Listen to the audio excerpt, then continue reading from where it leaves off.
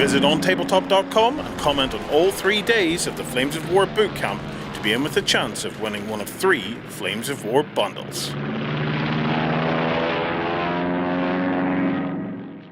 Hi everybody, we're back at the Flames of War Bootcamp for another kit chat. We have some new reenactors in today, so we have Carl and Nelson. So, Carl, what have you guys brought along?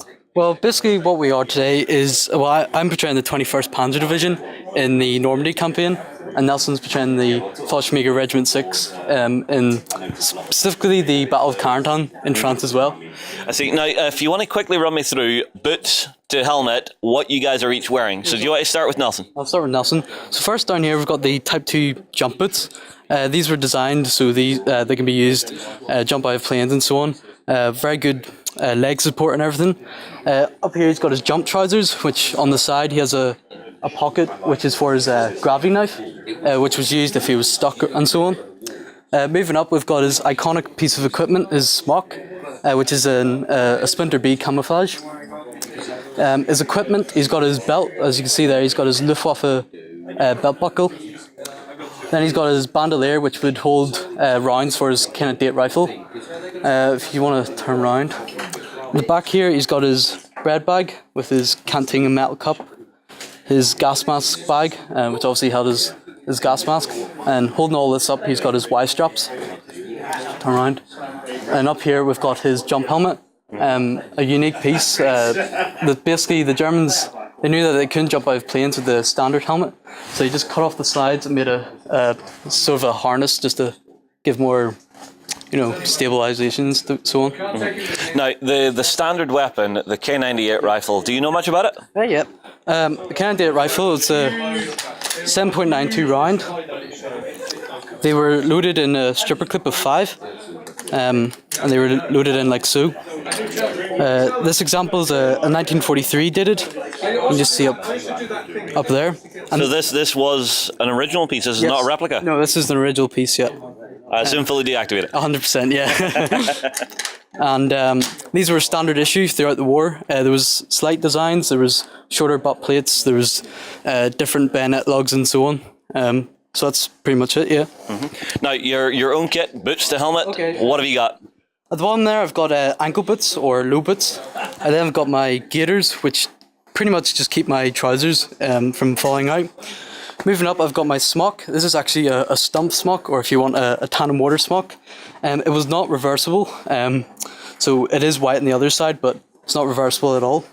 My belt, I've got my pouches for the rifle. My Y straps which hold all of this up.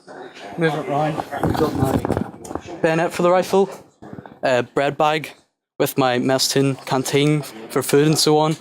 My Zeltbahn, which was like a poncho, and then on top I've got my metal gas mask canister, again for my gas mask.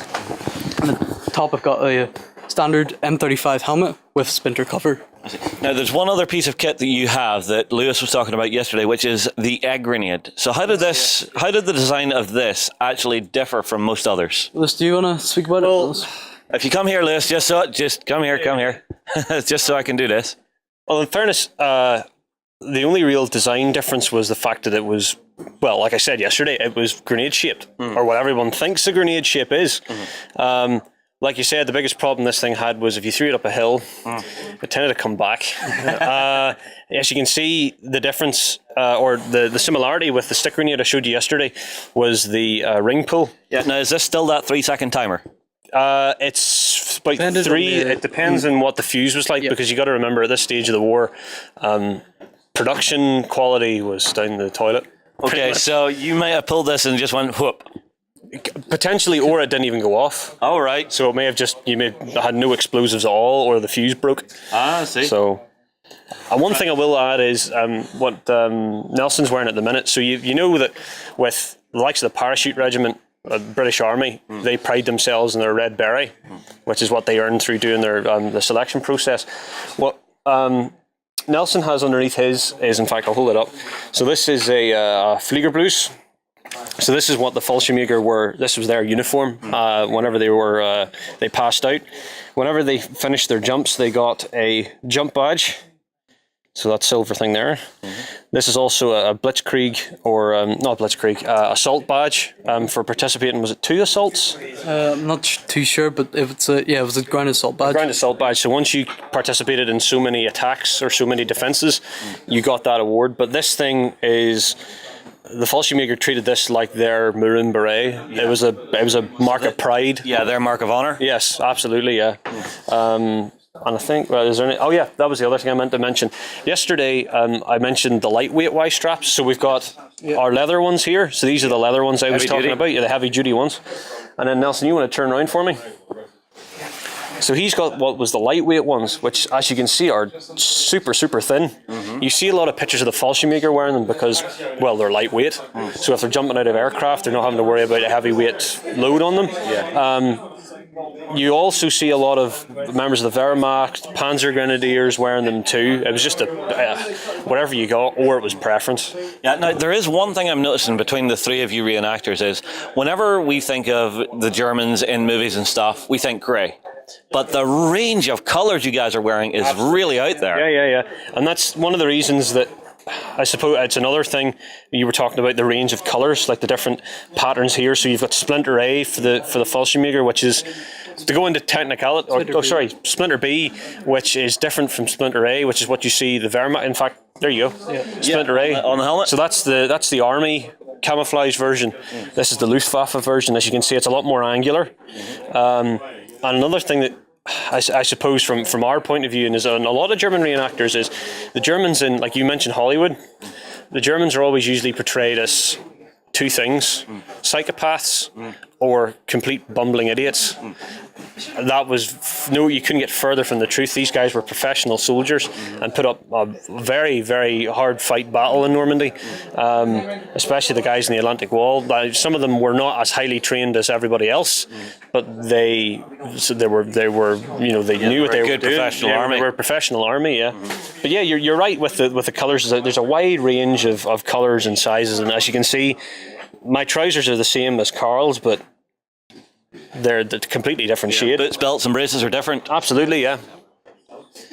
All right, now you have one last piece of kit here that you wanted to talk about. One I was actually asked to talk about.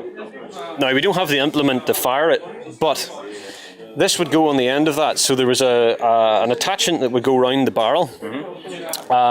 You'd load this into the end. Now there were 2 different types. So there was a high explosive grenade. So these are rifle grenades, by the way. There was a high explosive grenade, which was basically the same diameter as this part here, which was your propellant charge and everything on the inside. That was for taking out infantry. So that was just a fragmentation grenade. This one here is a little bit more special. It's an anti-tank one. What? Yeah, so these were loaded in for taking out light vehicles like your half-tracks or maybe even your Stuart-like tanks. So if you get the right angle on it. Oh yeah, definitely. It's a shaped charge. It's like the Panzerfaust. So there's like a cone in the inside which is inverted. So if you imagine that you can see in the camera there that it's tapering towards the front, the cone is tapering towards the back. And what would happen is there was an explosive in the head. Whenever that hit the outside of your tank, that ignited, liquefied the cone in the inside of the actual or the inside of the grenade. The resultant change in pressure in there, because it's sealed, turns the cone inside out and turns it into a jet of hot copper, which then burns through the outside of your tank and sets off anything that's in the inside. So if you could hit an ammo rack or something with that, you're going to do major damage. You wouldn't kill a Sherman with it. These were only designed for a certain depth, and it wasn't that great. You'd want a Panzerfaust or a Panzer Schreck for that. But what you do is you'd load that into the front, you'd load a blank into the end of into your chamber, and then you'd fire it at the end, and this would go, as you can see here, there's like rifling, like a rifle bullet.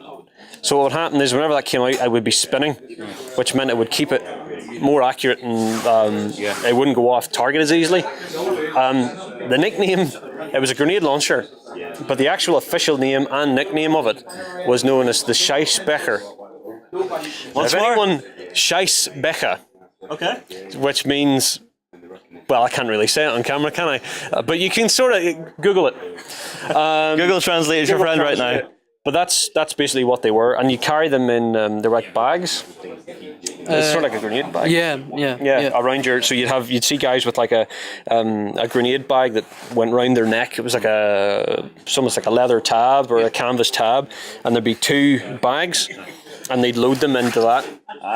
They'd also load stick grenades into them too, but it was easier to carry them like that because then you just pull it out, drop it in, off you go. Off you went, yeah. All right, well, guys, thank you very much for taking us through the kit. It's always a pleasure.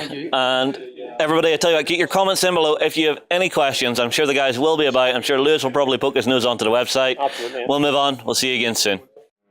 Visit OnTableTop.com and comment on all 3 days of the Flames of War bootcamp to be in with a chance of winning one of 3 Flames of War bundles.